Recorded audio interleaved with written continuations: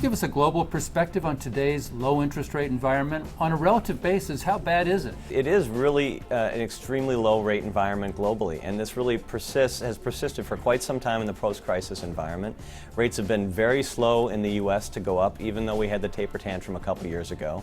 So with U.S. rates about at 2.25 for the 10-year, they are persistently low, and yet the U.S. is one of the higher yielding developed markets in the world. You're seeing some segments of the global market where yields are rising a little bit. Emerging markets have extremely high real yields. In the last couple of years, with the concern about the Fed, we've seen yields rise in emerging markets. At the same time, it is a slow growth global environment. It's a very low inflation environment globally, and that does argue for interest rates to remain somewhat lower than we would expect given history. Given the current landscape, what potential opportunities do you see across the global fixed income market? In a slow growth, low nominal yield environment, you really have to do your homework on what sectors of the market you want to be in and what countries you want to be in. So we think it's very much of a selection-based market. It's about finding those pockets of value that are either on an industry basis for corporate bonds or on a specific issuer basis for corporates, or more globally thinking about interest rates in certain markets that are attractive. So we see one of the areas we like, for example, is we do think that Mexican interest rates are attractive. We think their policies have been very sound. Inflation remains in check. They're going through some good structural change. And at the same time, there's a lot of fear in the marketplace, which certainly can drive some wild price action, as we know. Well, with respect to risk and thinking about long-term closed-end fund investors, what are the main risks to keep in mind?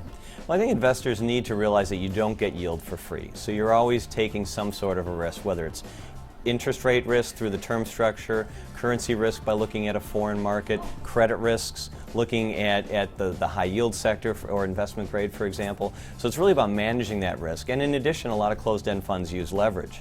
And although we at Nuveen think that interest rates are likely to go up very slowly, that always compounds the equation in terms of understanding what kind of risks you have to evaluate as a closed-end fund manager and investor.